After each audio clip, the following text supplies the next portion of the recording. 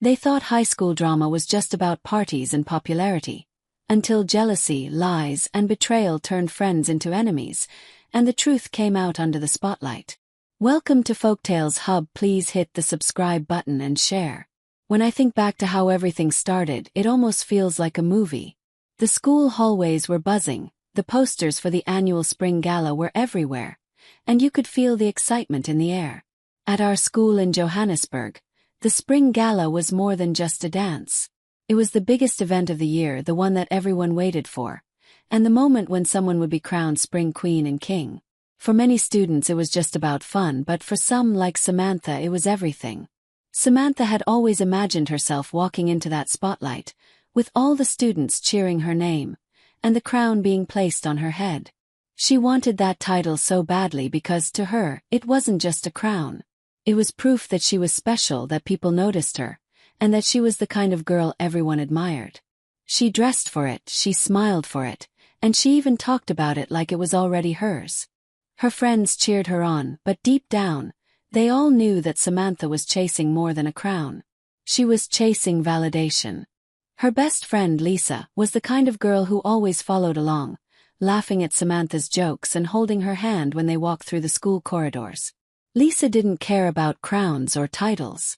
She just wanted to be close to her friend, but she also knew that Samantha's heart was restless. Then came the day everything shifted. Chloe had once been Samantha's closest friend. They used to sit under the jacaranda trees after school, share secrets, and dream about the future.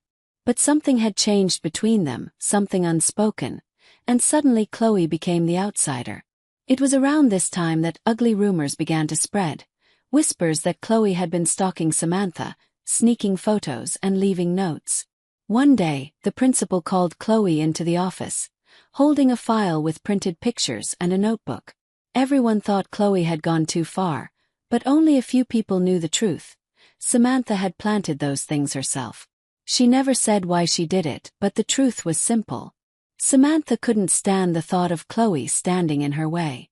She needed Chloe gone so that the path to the spring queen crown would be clear. That day in the principal's office, Chloe stood trembling, trying to defend herself. "I didn't do it. I swear I didn't." Her voice cracked, but the evidence was stacked against her. The principal was ready to expel her, but Samantha, sitting nearby with her perfect uniform and innocent face, stepped in. She put on her sweetest voice and said, "I know Chloe made a mistake, but maybe we should give her another chance. She doesn't need to be expelled. Maybe just removed from my classes. It would be better for everyone." The principal thought Samantha was being kind, but really, Samantha was tightening the rope around Chloe's neck. From that day forward, Chloe was banned from being in the same classes as Samantha, kicked off the cheer team, and told to stay away from her at school. It was as if Chloe had been erased. And for Samantha, that meant one less problem in her way. But life has a strange way of turning tables. Just as Samantha was preparing her campaign for Spring Queen, her father made an announcement. He had remarried.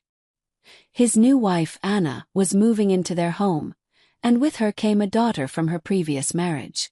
Her name was Kayla. The first time Samantha saw Kayla was at dinner. Kayla had just arrived from Spain, where she had been living with her father. She walked in with her suitcase still in hand, her dark hair tied back in a simple ponytail, and her smile polite but uncertain. "Hi," she said, her voice soft. "It's nice to finally meet you." Samantha forced a smile, but inside she was fuming. Not because Kayla had done anything wrong, but because suddenly, the spotlight wasn't all hers anymore. Kayla was new, she was different, and that meant people would notice her. At school, Kayla blended in faster than Samantha expected. She joined cheerleading practice and, to everyone's surprise, was incredible. She spoke Spanish fluently and impressed the language teacher so much that she became the favorite in class. She was kind, she was friendly, and slowly people started gravitating toward her. Even Bowie, the boy Samantha had been crushing on for months, started talking to Kayla in the hallways. Samantha watched them laugh together, and every giggle from Kayla felt like a knife in her chest. To make things worse, Kayla and Samantha had history. Years earlier, when they were little, They had met at a summer camp. Back then, Samantha had pulled a cruel prank on Kayla, making it look like she had wet the bed. It was a humiliation Kayla never forgot. When they met again as stepsisters, Kayla reminded her of it in a sharp whisper. "I hated you then, and I still hate you now." Samantha pretended not to care, but those words echoed in her mind. She knew Kayla had every reason to despise her. Still, Kayla tried to forgive, telling her, "What you did was awful, but I want us to move past it." Samantha only smirked and said, "Over my dead body." The rivalry was born that night, and it would grow into something much darker. Day by day, Samantha began to notice things she didn't like.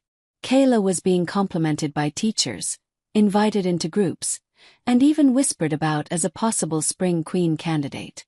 The thought made Samantha's blood boil.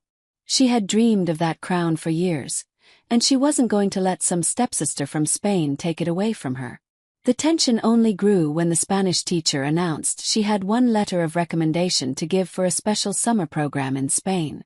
She told Samantha she was at the top of her list, but then Kayla submitted a perfect essay, earning praise that made Samantha's stomach turn. Suddenly, it seemed like the teacher was torn between the two of them, and Samantha knew she had to do something. So she plotted. The first plan was small. Samantha tampered with Kayla's body wash, slipping in something that caused an allergic reaction. Kayla showed up to practice scratching her arms, her skin red and irritated, and Samantha smiled quietly to herself. But Kayla's friends helped her through it, giving her medicine and clothes, and instead of turning people against her, it made them admire her even more. The second plan was crueler. Samantha found a copy of Kayla's Spanish essay and threw it in the trash, making it look like Kayla had plagiarized or cheated. But Kayla caught the mistake just in time and explained it to the teacher, who believed her. Once again, Samantha's scheme fell apart. The more she tried, the more people noticed something strange. Lisa even confronted her one afternoon, saying, "You're changing, Sam. You're so focused on Kayla that you're losing yourself." But Samantha brushed her off. She couldn't stop now. What hurt most was seeing how Kayla was with others. Bowie offered her fresh clothes after practice. Friends asked for her fashion advice. Even Samantha's closest group started saying things like, "Honestly, we kind of like her. She's nice." Each word cut Samantha deeper, because she had spent years building her image, and Kayla was stealing it in weeks. Still, Samantha told herself she wouldn't lose. She believed the crown was hers by right. And as the spring gala drew closer, her obsession grew into something heavier, darker, something that would push her to the edge. Looking back now, you could almost feel the storm building, the quiet before the thunder. Samantha thought she was in control, but in reality, the story was slipping out of her hands. And the first crack in her perfect plan was just around the corner. The days leading up to the spring gala were filled with rehearsals, whispers, and glitter scattered across the school halls. Every corner you turned, someone was talking about dresses, music, or who they thought would be crowned. For most students, it was just fun gossip. For Samantha, it was a battlefield. She couldn't stop herself from watching Kayla, always scanning the room to see who was laughing with her, who was paying attention, and who was daring to compare them. The worst part was, Kayla wasn't even trying. That's what made it unbearable. She didn't campaign, she didn't parade herself in front of everyone, and yet people seemed drawn to her. Teachers smiled at her, classmates saved her a seat, and Bowie, sweet, golden Bowie, kept finding excuses to talk to her. One afternoon, Samantha watched from the far end of the hallway as Bowie handed Kayla a book. They laughed quietly, leaning close. Samantha's stomach knotted so tight she thought she might be sick. Lisa touched her arm and said softly, "You've got to let this go, Sam. You're driving yourself mad." "Mad?" Samantha whispered sharply. "She's stealing everything from me." "She's not stealing," Lisa replied. "She's just being herself." Samantha pulled her arm away. In her head, she told herself Lisa didn't understand. Nobody did. Samantha had worked too hard to get where she was. She had crafted every smile, every friendship, every moment that made her who she was in school. She wasn't about to let some stepsister unravel it all without a fight. That evening, Samantha stood in front of her mirror, repeating a mantra she had made up herself. I am the queen. I am in control. Nothing will stop me. She repeated it again and again, but inside, her chest felt heavy.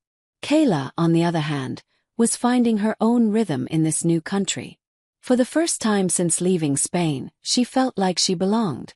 She loved walking through the schoolyard, smelling the blossoms of the jacaranda trees, hearing the voices of her classmates mixing Zulu, Afrikaans, and English together in one melody. She liked her classes, she liked cheerleading, and more than anything, she liked that people saw her for who she was and not just as the girl from camp or Anna's daughter. But it wasn't perfect. Kayla still carried scars from what Samantha had done to her years ago at camp. She remembered crying alone in her bed, humiliated, while other girls laughed. That memory didn't disappear just because she was trying to forgive. One night, while lying awake, Kayla whispered to herself, maybe kindness really can break the cycle. Maybe if I just keep being kind, things will get better. She wanted to believe that. She wanted to believe people could change. But Samantha wasn't interested in change. She was planning. Her first big plan was supposed to be foolproof. During cheerleading practice, Samantha whispered something to a teammate, and by the end of the day, Kayla's bag mysteriously went missing. The bag had her practice clothes, her notebook, and, most importantly, the locket her mother had given her before she passed away. That locket was the one thing Kayla carried everywhere, the only piece of her mother she had left.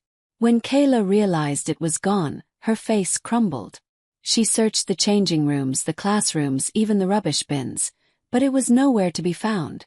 She held back tears in front of others, but Samantha saw the pain in her eyes, and instead of guilt, she felt a twisted sense of triumph. But then, something unexpected happened. A day later, Bowie walked up to Kayla with the locket in his hand. I found this near the laundry room, he said. Kayla gasped, clutching it to her chest, her eyes wet with relief. Thank you, Bowie. You don't know what this means to me. Around them, students smiled at the moment, and whispers began again. They'd make such a cute couple. She's so sweet. Look at how much she cares. Instead of destroying Kayla, the missing locket only made her more loved. Samantha clenched her fists so hard her nails dug into her palms. The second plan came during Spanish class. Samantha had secretly switched Kayla's homework with a crumpled, half-finished paper she found in the bin. When the teacher walked around collecting assignments, Kayla's heart sank when she saw the mess handed in under her name. Kayla, the teacher frowned. This doesn't look like your work. Kayla panicked, but then she remembered she had saved her real assignment on her phone. She quickly pulled it up, showed it to the teacher, and explained what must have happened. The teacher believed her, smiling gently and saying, It's all right, Kayla. Don't worry. Once again, Kayla was saved. Once again, Samantha's plan backfired. By now, Lisa had started to notice too much. One afternoon, she cornered Samantha in the bathroom. This is you, isn't it? The bag, the homework. All of it. Samantha froze, then forced a laugh. Don't be ridiculous. Ridiculous. Lisa shook her head. No, Sam. This is sad. You're obsessed. You're ruining your own life because you can't stand someone else shining. Samantha's smile faded. You don't understand. I've worked too hard. She's not going to take this from me. Lisa sighed, tears glimmering in her eyes. If you keep going like this, you're going to lose more than a crown. You're going to lose yourself. But Samantha didn't listen. She couldn't. The gala was getting closer, and with it, the announcement of nominees. The day came when the principal stepped onto the stage, microphone in hand, reading out the names of those chosen for Spring Queen. Samantha held her breath, smiling confidently. And this year's nominees are Samantha Jacobs and Kayla Adams. The hall erupted in cheers. Kayla's name echoed through the room like a bell Samantha couldn't escape. Her friends clapped, even Lisa cheered, but Samantha's heart sank. It wasn't just her anymore. It was a battle. That night, Samantha cried silently into her pillow. For the first time, she felt the weight of fear. What if she lost? What if Kayla really beat her? What would that say about who she was? She had built her entire identity on being the best, the most admired, the girl everyone looked up to. Without that, who would she be? Meanwhile, Kayla sat on her bed, holding her locket in her hand. She thought about her mother, about Spain, about the years she had spent feeling invisible. And now, here she was, being recognized not because she was loud or perfect, but because she was herself. For the first time, she allowed herself to imagine what it would feel like to win. Not for the crown, but for the sense that maybe, just maybe, she belonged. As the night of the gala approached, the tension between the sisters reached its peak. Samantha barely spoke to Kayla at home, slamming doors and ignoring her at the dinner table. Kayla tried once to bridge the gap. "We don't have to hate each other, you know," she said softly one evening. "We're family now." Samantha glared at her. "You'll never be my family." Those words hung in the air like poison. Kayla turned away, tears stinging her eyes. She realized that no matter how much kindness she offered, Samantha wasn't ready to let go of her hate. But life has a way of forcing truth into the open. And when it finally came, it was more explosive than either of them could have imagined. The night of the gala was almost here. The gowns were bought, the decorations were hung, and the crowns were waiting in their velvet boxes. The whole school buzzed with anticipation. But behind all the glitter and glamour, two sisters were preparing for a night that would change everything, one chasing love and kindness, the other clinging desperately to a crown that was slipping from her hands. And as they stood on the edge of that night, no one knew just how much would be revealed when the spotlight finally turned on them. The night of the spring gala finally arrived, and the school hall was almost unrecognizable. Strings of fairy lights glowed softly against the walls, glittery streamers hung from the ceiling, and the polished floor shone like glass. The smell of perfume, fresh flowers, and anticipation filled the air. Students stepped out of cars in their best outfits, snapping pictures, laughing, and pretending for one night that they were living in a fairy tale. Kayla stood in front of her mirror at home, her hands trembling slightly as she fastened her mother's locket around her neck. It rested just above the neckline of her pale blue dress, simple but elegant. She touched it gently and whispered, "I hope you're proud of me, Mama." For the first time since arriving in South Africa, she felt ready. Not ready to win necessarily, but ready to be seen for who she was. Down the hall, Samantha was getting ready too. Her dress was golden, shimmering like fire under the light, and her makeup was flawless. She looked every bit the queen she wanted to be, but inside, she felt like a storm was tearing her apart. She stared at her reflection, repeating her mantra under her breath. "I am the queen. I am in control." But her voice cracked on the last word. Deep down, she knew control was slipping away. At the gala, music boomed through the hall, and laughter echoed as students filled the dance floor. Samantha walked in with her head high, her golden gown demanding attention. People turned, complimented her, smiled, and she smiled back, pretending to be the girl she always was. But then Kayla arrived, her blue dress soft and glowing under the lights, her locket catching a sparkle. Conversations hushed, heads turned, and whispers started. "She looks beautiful. She's so kind, she deserves it. Do you think she could actually win?" Each whisper stung Samantha like a thorn. Lisa noticed the way Samantha's jaw tightened, but she didn't say anything. She knew nothing she could say would reach her now. The night went on with dancing, games, and laughter. Bowie found Kayla on the dance floor, smiling as he offered his hand. She hesitated, then accepted, and the two of them twirled under the lights while people clapped around them. Samantha stood in the corner, watching, her heart burning with jealousy. To her, it wasn't just a dance. It was another sign that everything she wanted, attention, love, admiration, was slipping into Kayla's hands. Finally, the moment everyone had been waiting for arrived. The principal stepped onto the stage, holding an envelope. The crowd hushed, excitement crackling in the air. Samantha's hands shook as she clutched the hem of her dress, her breath shallow. Kayla, standing nearby, felt her heart pound so loudly she thought everyone could hear it. "And now," the principal said, smiling, "the announcement of this year's Spring Gala King and Queen." The king was announced first, Bowie. Cheers erupted as he walked to the stage, bow tie slightly crooked, his smile boyish and proud. Then came the announcement everyone was waiting for. "And for the title of Spring Queen." The principal paused dramatically, then opened the envelope. "We have a tie.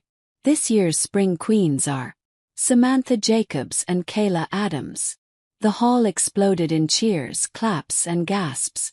Samantha froze, her mind spinning. Tie. Tie. This was supposed to be hers alone. She forced herself onto the stage, standing tall as the crown was placed on her head. Kayla joined her, the second crown resting lightly on her hair. For a moment they stood side by side, the room roaring with applause, but Samantha's smile was tight, brittle, hiding the war inside her. Then something broke.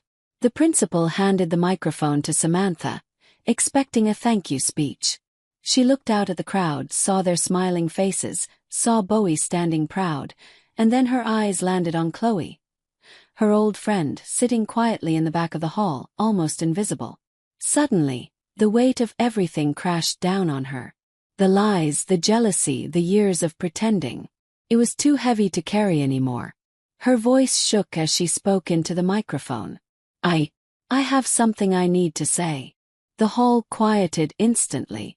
Samantha's throat tightened, but she forced the words out.